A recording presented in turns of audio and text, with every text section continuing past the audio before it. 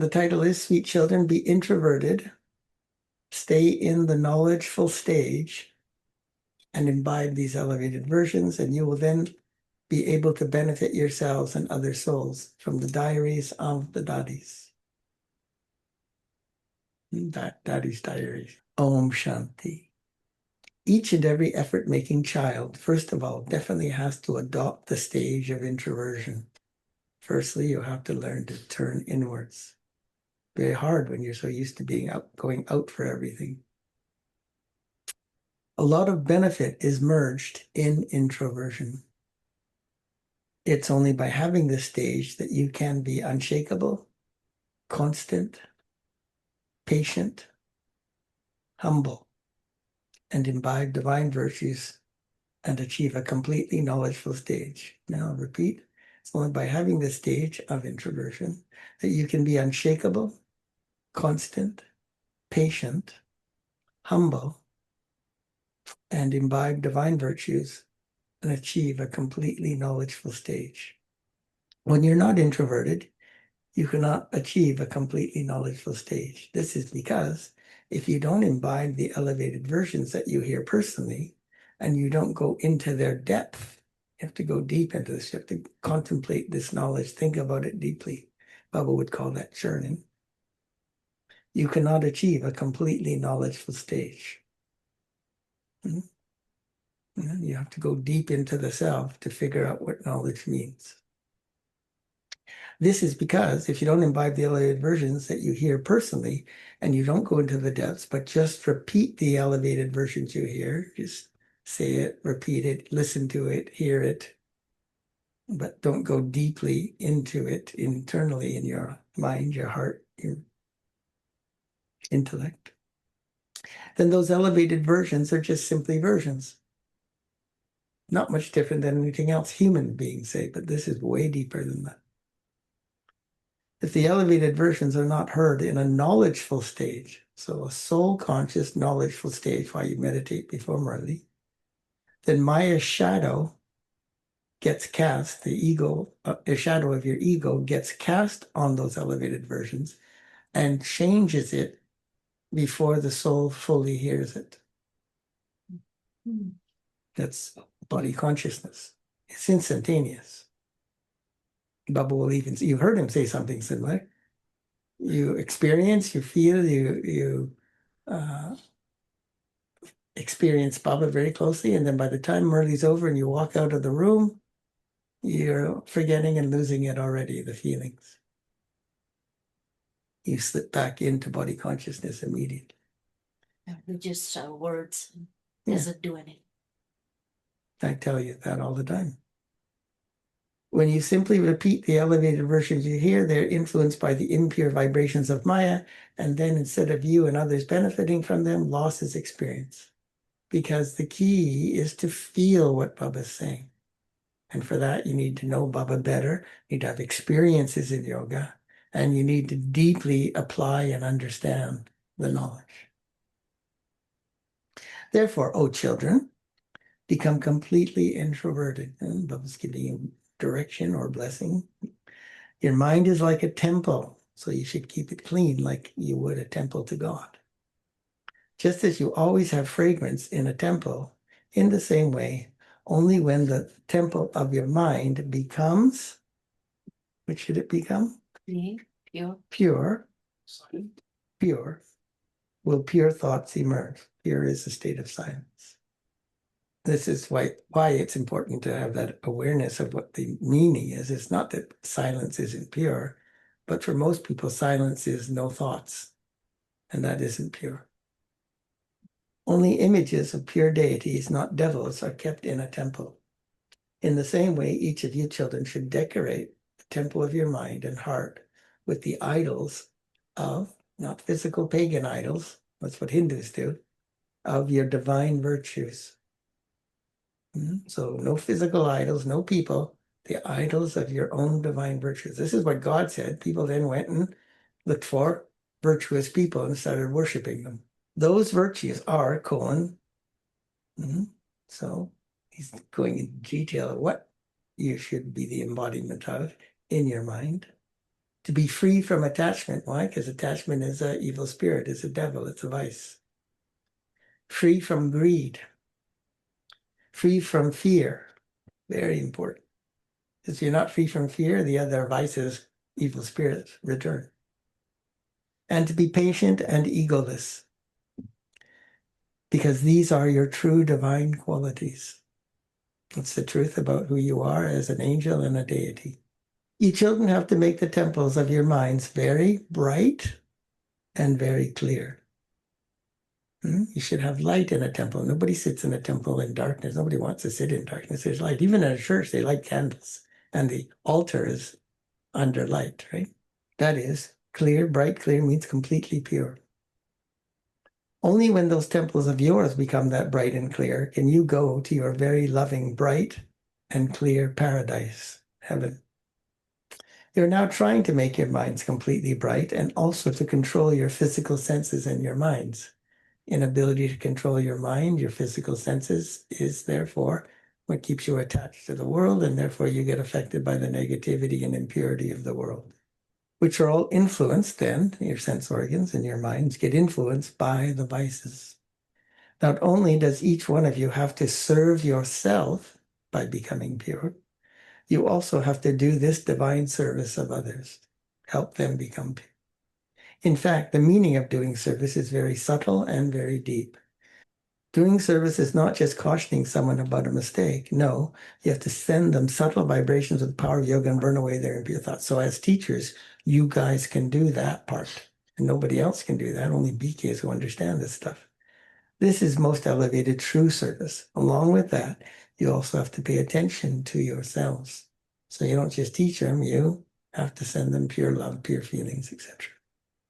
Not just to your words and actions. You mustn't even have any impure thoughts in your minds, because their vibrations of your minds, because you're getting Baba's power now, reach many others, and they subtly cause a loss in others. Remember I told you guys, you have waste thoughts about others. Brahmins, non-Brahmins, doesn't matter. What is the effect of that on the soul?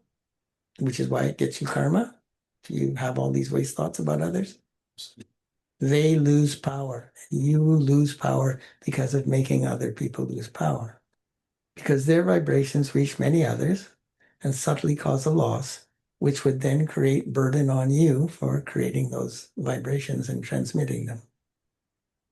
You have nothing but good wishes, pure feelings for people, or you're incurring karma. This burden then becomes a bondage. So children, be cautious and also do this divine service of others. They're your brothers. You have to help them. They don't know this. They don't know their brothers. They don't know that they're supposed to, well, they know, but they don't care that they're supposed to love. They're just trying to survive. They're feeling so weak. But you know, so you have to use the power Baba is giving you to uplift them, strengthen them. This is the alokik, literally means not ordinary or extraordinary, but this is the alokik, gets translated more as spiritual duty of you serviceable children. Those who do such service must not take service from others. You have to become a giver, not a taker, and it's going to take you some time. Even if you happen to make a mistake, correct that mistake for all time. Finish it, okay? So you've discovered a mistake. Don't just, oh, I'm working on it. Yeah, okay. I'm in process. It'll happen. No, no, no, no. You have to use your power, your willpower, to bring it to bear, yoga power, knowledge, virtues, and finish it. You say I use the word in class to you guys. You have to become the predator of your vices and weaknesses.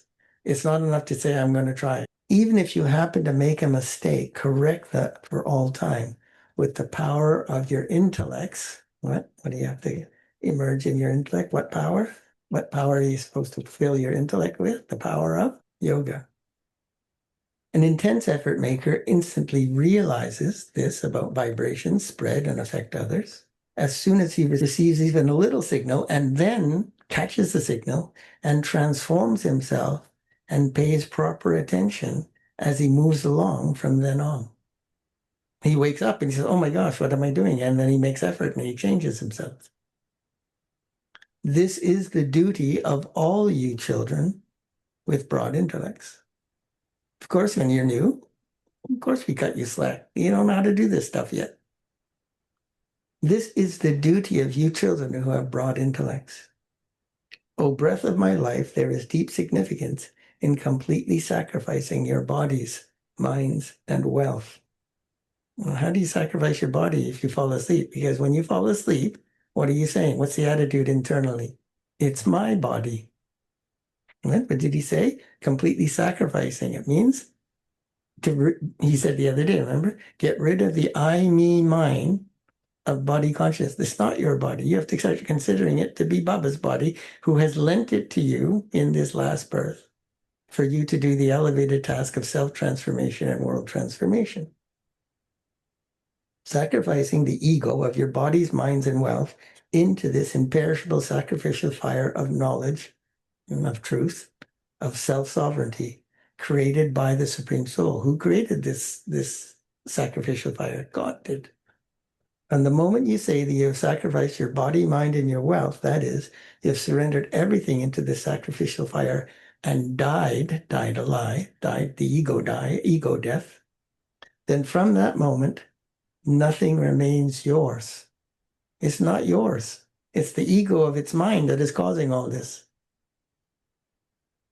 In that too, you first have to use your body's minds. How do you become a trustee and surrender things to God?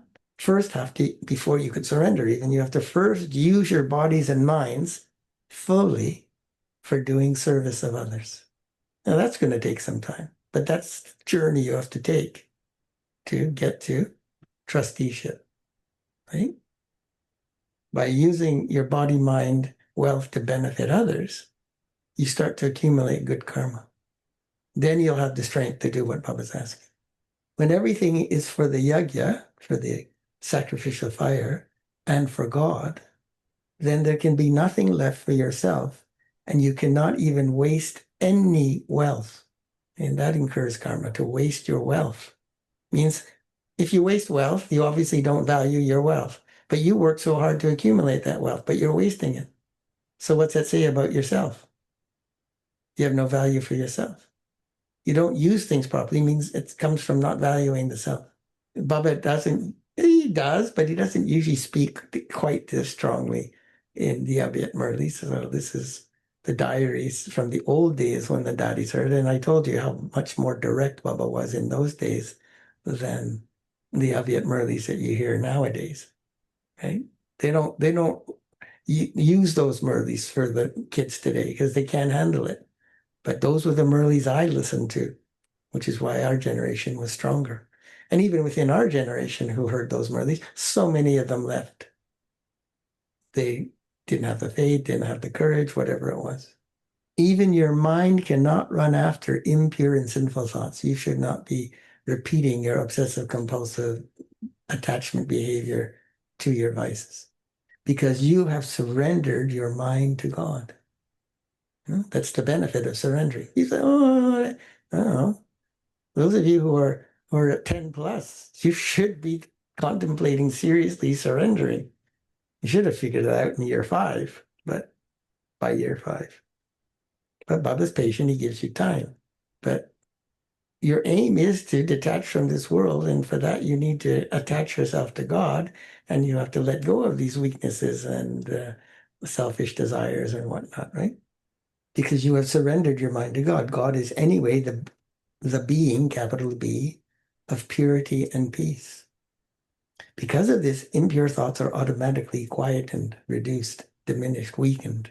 If you put your mind into Maya's hands, your ego, body conscious hands, then because Maya has a variety of forms, many types of sinful thoughts can arise that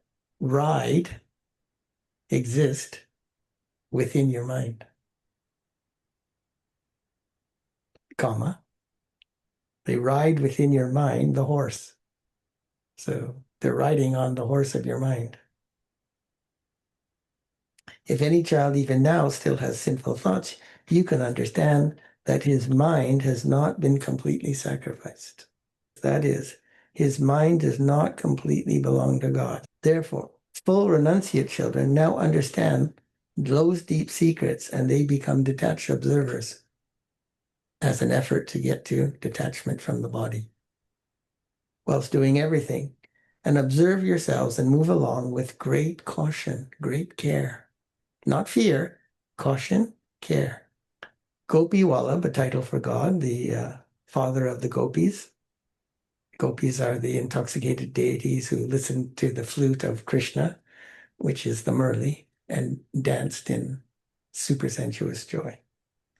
So Gopi Wallabh, the father of the gopis himself, is explaining to you. God is directly explaining to you. The one that you called Krishna mistakenly is now come and explaining to you. His beloved gopis and gopis, his children, that he loves more than anything, each, his beloved gopis and gopis, what the real and true love of all of you is. He's explained to you what true love is for you, his children. Oh, my beloved children, you have to accept each other's loving caution. Loving caution means loving corrections intended for your benefit. You should accept these because however lovely a flower is, the sustenance you receive is accordingly just as elevated. The sustenance you receive from God is just as elevated as the flower of these gifts of virtues and love that Baba's giving you. In order to make you flowers valuable, the gardener has to remove the thorns from you. If you are not attached to your thorns, it would be an easy process. It hurts because you're attached to your body, then of course to your vices. So that's why you make the effort to become detached from your body, because the surgeon has to remove these thorns that are the source of your pain. So if you're in body consciousness, yes, it hurts. Should you be in body consciousness? No, you should be deeply practicing. But you were told how many times by Baba to stop doing this, empowering, energizing your body conscious state. So that's why it hurts. He still has to remove them, but it doesn't have to hurt. But you refuse to let go or get detached from body consciousness. So therefore you experience this as pain. How do you go from completely impure to completely pure without letting go of vices? Now, the experience of whether it's going to be painful or not is being determined by you based on attachment. In the same way, when someone cautions you for your benefit, you have to understand that that one is sustaining you. They're taking care of you because you don't have enough strength to make the effort, but you have to make the effort. That is, that one is serving you. They're helping you, but you hear it as, oh, you're hurting me. You have to give regard to that sustenance and service. This is the way for you to become perfect. This is true internal love filled with this knowledge. Let there be a lot of regard for one another in this divine love. Okay, so these will be Murlis that were recorded only in the Dadi's diaries. Now they're in print, and so they'll be saved in the vault of Murlis. But they had to go to the Dadi's diaries because they didn't have copies. So they're being regenerated from those diaries. This is how they became strong and so loving. Which you say, oh, the Daddies give us so much love. Yes. Are you supposed to become just as loving? Yes. What do you have to do? Make the effort they made. Make the effort that Brahma Baba made. They renounced everything. Yeah, well, okay, maybe you won't get there, but at least you should be making have such an intention to become as powerful as you can, just so that you don't suffer. Never mind, you're supposed to serve the rest of the world. It doesn't say it's a Dadis, but Ishudadis was the main, most accurate version. But Ishudadi had the photographic memory, so they usually take it from hers.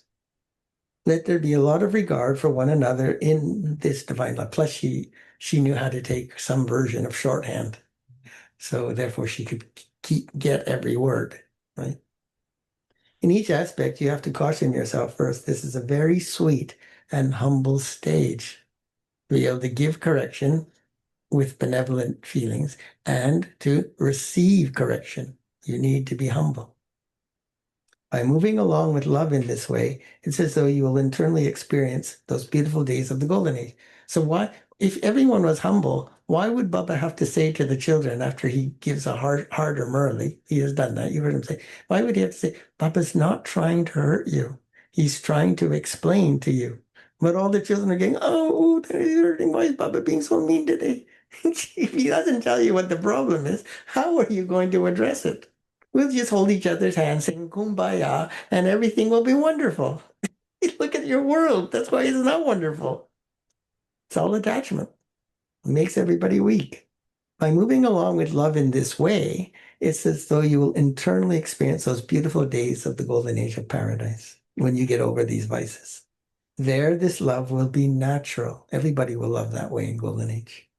However, at this sweetest time of the confluence age, this is a very sweet and entertaining love that enables you to serve one another. You have to love each other that much. This pure love is remembered in the world. All of you living flowers have to remain cheerful at every moment because by your intellects having faith, every vein of yours becomes completely filled with God's power. Power that has such attraction definitely shows its divine miracle. This is why you need to experience deep yoga and love from Baba. Little innocent children, because they are pure and clean, they always keep smiling and they attract everyone a lot with their entertaining activities. Yeah, you all say, oh, children are so pure. Yes, in the beginning, until their last birth sanskars start to reemerge, right? So you all love children so much. Because they are pure and clean, they always keep smiling and they attract everyone a lot with their entertaining activities. In the same way, let the life of each one of you be a godly and entertaining one by becoming as sweet and innocent as children, yet experienced and mature as adults, responsible as adults. For this, you have to triumph over your devilish nature by using the right method.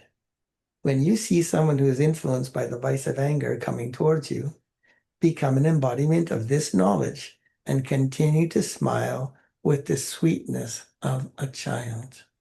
And that person will automatically be compelled to have to become, they'll become quiet. They're maybe not peaceful, that's a tall order, because for them to become peaceful, you'd have to take away that thorn of what's making them peaceless, but they'll become quiet. You're basically not throwing gasoline on the fire. You don't have to confront the situation immediately because it's relatively trivial. If someone's doing something to spiritually sabotage and hurt themselves deeply, then you have to deal with that immediately. But your teacher deals with that. You guys don't deal with that. That is, from being in a state of forgetfulness, he will become aware again. Although he may not be aware of it, gain victory over that one in a subtle way, and then you become a master.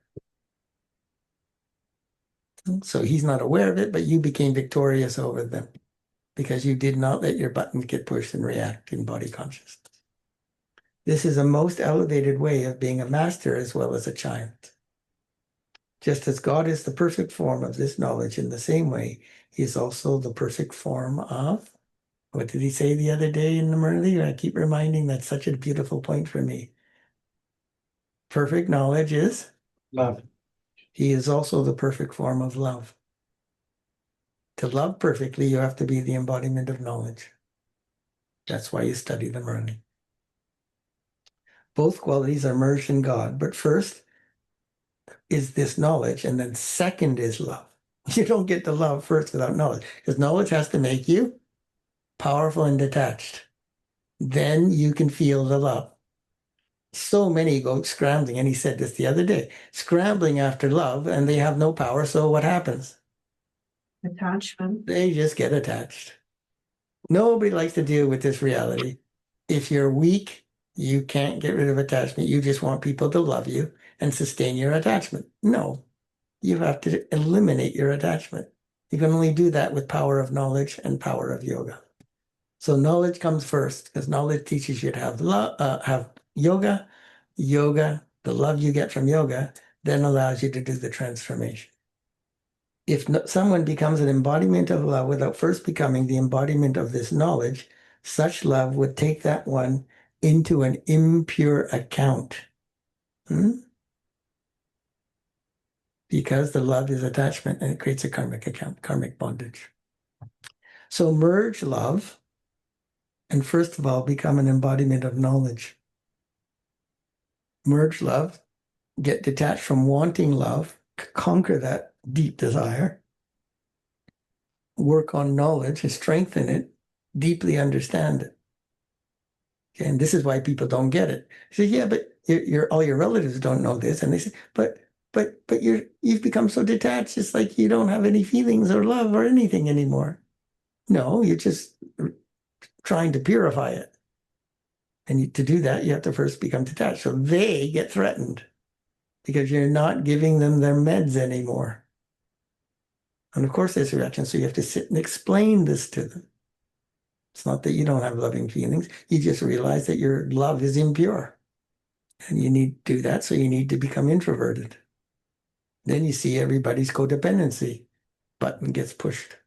Conquer the Maya that comes in various forms and then become an embodiment of love. So therefore, from time to time, you still have to share loving, pure feelings, but with some knowledge. You can't go and do the same things you used to do because that's not love. If you become loving without using this knowledge, it is possible that you will then get disturbed because you're still attached. For instance, if someone goes into trance without being an embodiment of knowledge, then she would sometimes get trapped in Maya. Oh, I'm a trance messenger. Baba talks to me directly.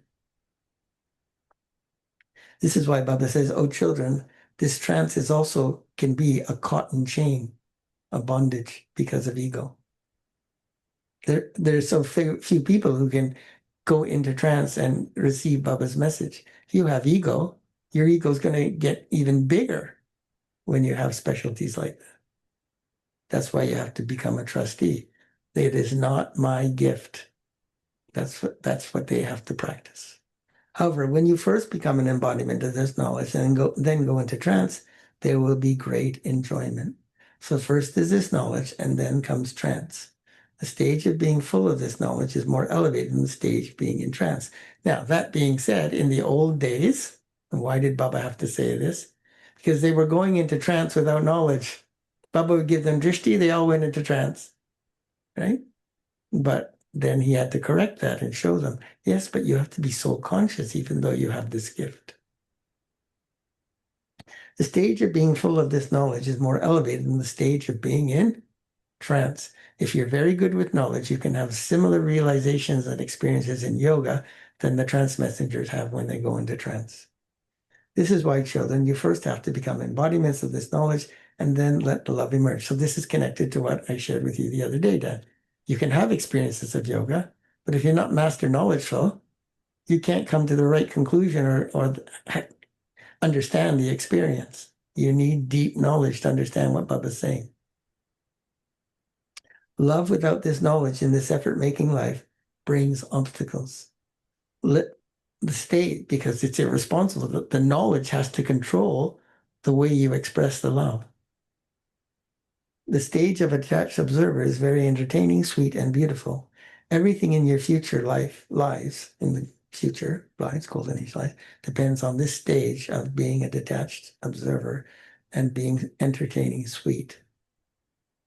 When someone has any physical illness, if he goes through that illness at the time whilst happily being in the stage of detached observer, he then settles the suffering of the past, as well as that also accumulates happiness in the account for the future. So even physical suffering, pain that you go through, if you go through it in yoga, you don't create more in the account of pain and sorrow. You stay detached, you stay loving, you stay with Baba through that, right? But if you go through it in body consciousness, you suffer. You're not ending the karmic account, the burden, you're increasing it.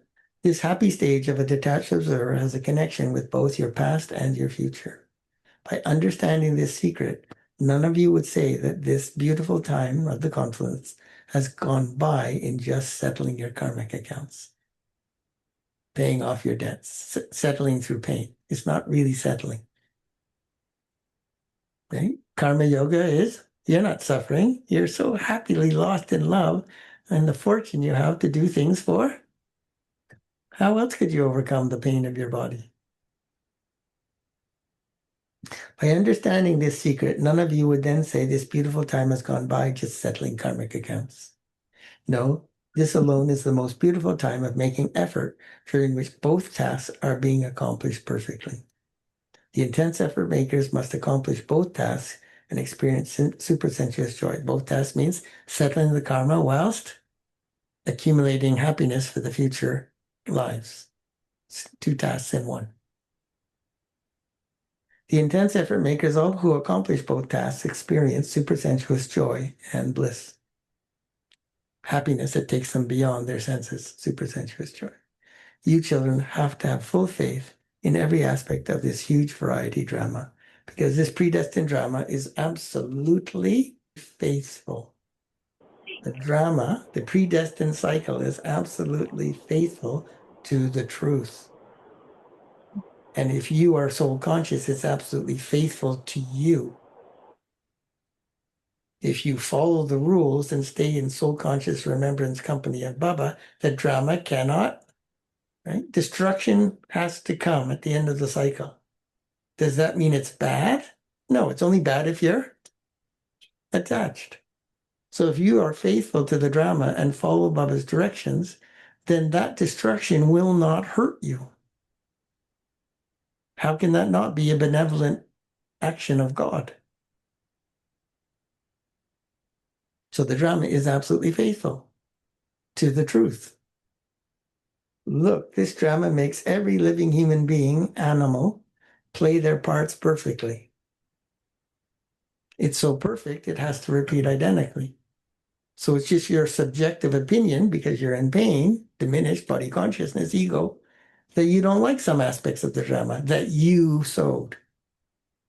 So God says, okay, then I come at the end of the drama to help you become perfect again. Once you become perfect again, in this birth, why wouldn't you want it to repeat identically? Right? Total happiness, total purity, you achieve that by the end of the cycle. Why would you not want it to repeat identically? You don't need a second chance. You don't need another cycle. It's because you don't want to do the work now. Even though someone may be wrong, he plays that part of being wrong perfectly. Even your suffering is perfectly created by you. But should suffering be your experience? No, you should choose better and make your life happy. Then your happy is perfect. Happiness is perfect. Your suffering, you don't want your suffering to be perfect, even though it is perfect. Right? This is also fixed in the drama. When both wrong and right are fixed in the plan, then to have doubts about anything is not to have knowledge. All the wrong you do and others do is perfectly fixed in the drama. So questioning why are they doing that makes no sense. They're doing it to play their part. Now, do you want to play their part of suffering, sorrow, giving sorrow? No. So you should do the part of happiness. That's perfect. But you have to make the choice and do the effort, because each actor is playing his own individual part. In a film, all the different named actors do their own acting. And when you see them, it is not that you would dislike some or be happy with others because one was the hero and one was the villain. You say, wow, you guys were great. Huh? Duryodhan in the Mahabharata, your part was so great, I hated you. He did it. So it's not like you dislike some or be happy with others, colon. It's not like that. You know that this is just a film, physical film, in which each one has received his or her own good part or bad part. You are the one who creates your part now at the confluence stage. So it's not like you don't get a chance to create a good part. In the same way, you also have to continue to watch this eternally created film as a detached observer in a constant and cheerful stage. You have to learn to watch everything and stay in happiness. The world is killing themselves. They're destroying themselves. So many vices. Yeah, you should watch that cheerfully and happily. In this gathering, imbibe all these points very well. Look at one another while seeing each one's divine form. Use the knowledge of experience by applying it to imbibe all these divine virtues. By being aware of your aim, let the divine virtues of being peaceful, humble, patient, sweet, and cool emerge in you. By being aware of your aim, they become a pure deity, perfect deity, angel. Let the divine virtues of being peaceful, humble, patient, sweet, and cool emerge in you. Then you're not going to get rattled, you're not going to get disturbed, upset. The main foundation for imbibing a patient stage is, it's a sort of version of being a detached observer, just. Something happens in the drama, you're a detached observer, so your attitude is just wait and see. Don't react because of perceived disbenefit. Just wait, and the benefit will be revealed why this has to happen. Oh, my lovely children, wait means have patience. Why do you react? Because you're impatient. And see means to discern, to see correctly. First of all, let your hearts imbibe the virtue of patience and watch this huge drama externally as detached observers. And you will then be able to see the benefit. Don't react. Don't get upset. Don't get disturbed. Don't get hurt. Don't be sad. Don't lose your hope and enthusiasm. Stay soul conscious. Watch the drama detached. The benefit will emerge. The first part might just be karmic settlement or reflecting to your weakness. When you change the weakness, you'll discover the benefit. Until the time for you to hear any secret comes close, you first have to have the virtue of patience. When the time comes, so that's kind of like, if you go back to our language, every cloud, you don't get to see it, the silver lining, because you're scared of the fun. You're impatient. How are you going to see the benefit of the silver lining if you're impatient? So to be able to be patient when seeing something that looked like a cloud, then you first need to become a detached observer. Then you will not be disturbed when you hear that. When the time comes, when you listen to that secret with the virtue of patience, you'll not be disturbed when you hear the secret, when the scene and its benefit is revealed to you. You just don't see the benefit right away because you're attached. This is why, oh, effort-making children, just wait a little and continue to see the secrets as you move along as detached observers. Don't come to a full stop and get burdened and wounded and stuck. With this stage of patience, all your tasks will be accomplished perfectly. This virtue is connected with faith. With your intellects having faith, become detached observers, be detached observers, and while seeing every game with your cheerful faces, you will remain patient and unshakable internally. You'll stop getting scared. This is the mature stage of this knowledge, being a detached observer, which you will have in a practical way at the end, at the time of perfection. So you have to try hard to remain stable in this stage of a detached observer over a long period of time. And then you're going to learn all kinds of things. Your mind is jumping all over the place and you're terrified. How are you going to learn anything? How are you going to learn the purpose and meaning of why this is happening? In a play, each actor has to rehearse well beforehand in order to play their part that they have received. In the same way, in order for you, lovely flowers, to pass the difficult exam that is to come, you definitely have to rehearse beforehand with the power of yoga. However, if you haven't made this effort over a long period, you would instead become nervous and fail at that time because of fear. This is why you first have to make your divine foundation firm and become those with divine virtues.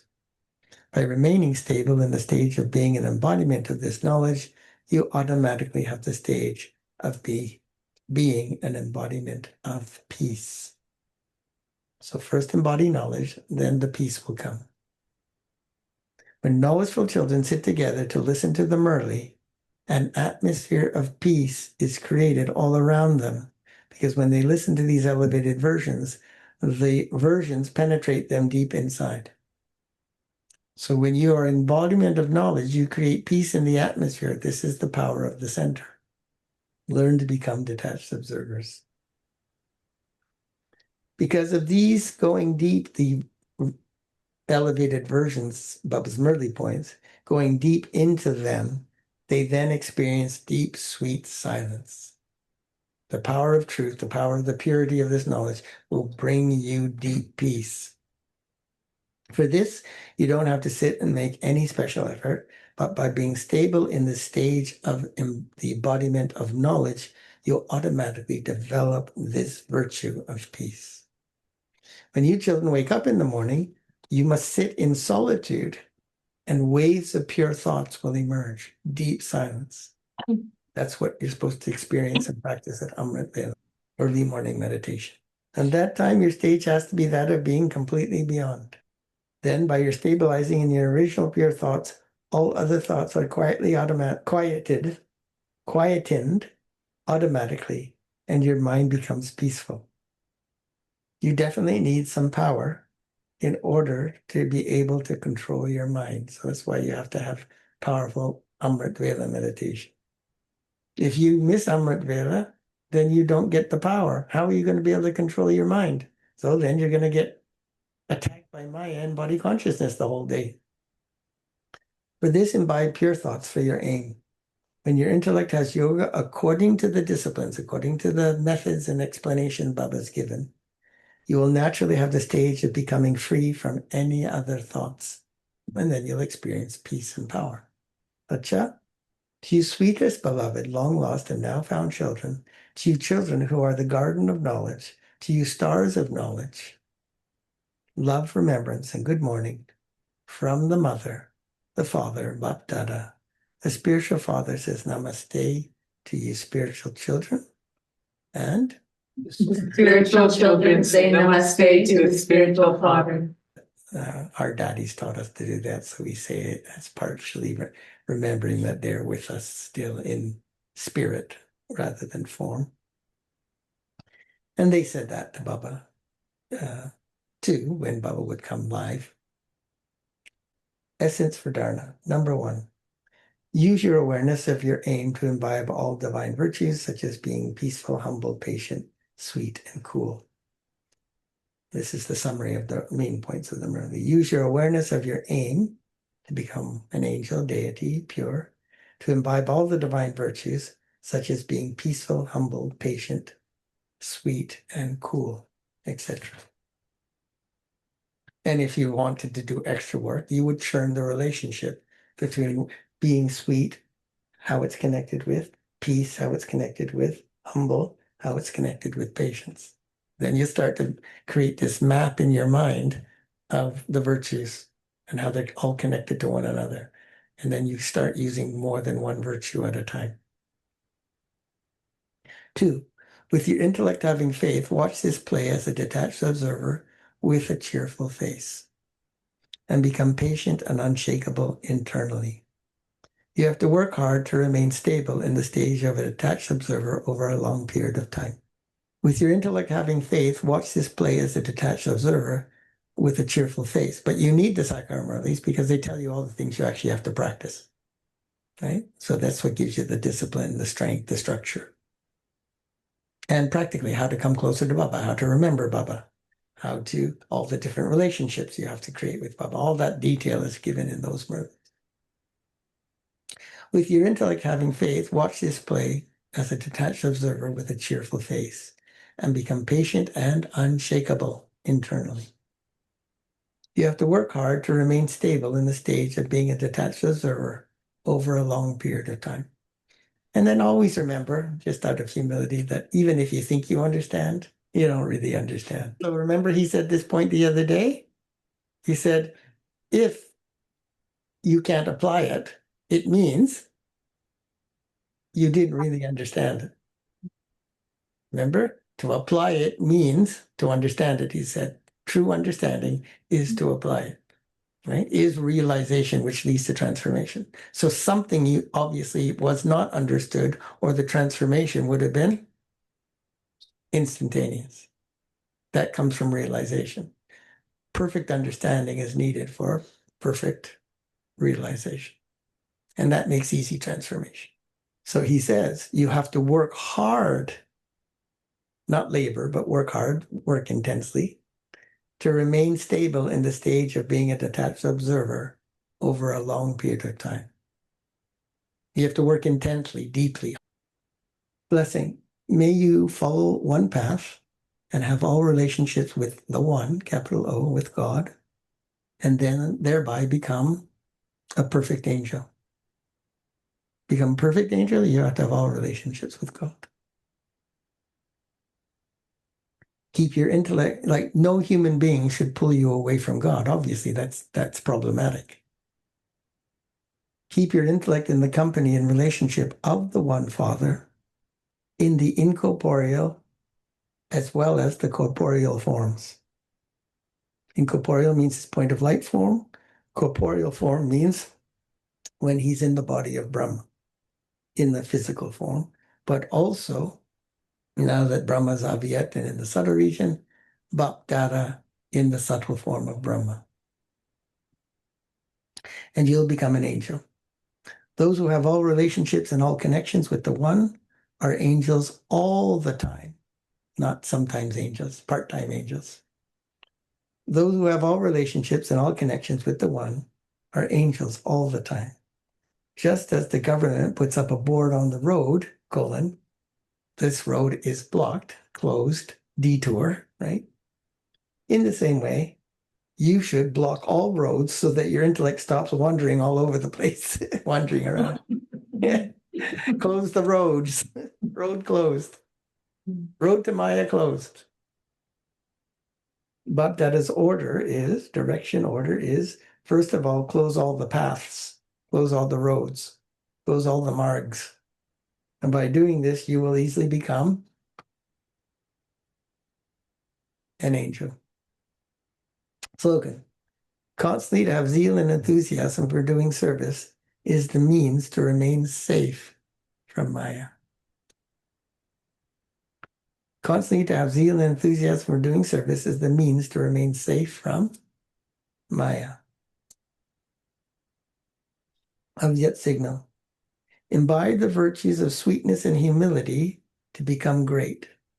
Let your form be the same as your words. Let your words be clear and filled with sweetness is one. Humility. Humility is the other. One more. Love. Love. That your words be clear. These Avyat signals are all like squishy-wishy Avyat signals. They're all about love, sweetness, humility. Let your form be the same as your words. Let your words be clear and filled with love, humility, and sweetness. They should be filled with truth. There also has to be humility in your form. You will be able to reveal the Father through this form. Remain fearless, but your words have to be within the code of conduct, within the laws, within the directions Baba has given you. That's our code of conduct. The Hindi word for that is maryadas. Wonders will be visible when there is a balance of both these things. Wonders will be revealed when there's a balance of humility as well as truth. They won't then find your words to be bitter but sweet. So I'm taking all these points because everybody finds my words so bitter. They don't feel bitter to me, but so I just got to figure that, okay, there must be some deeper aspect of sweetness and humility. So that's what I'm working on. Okay.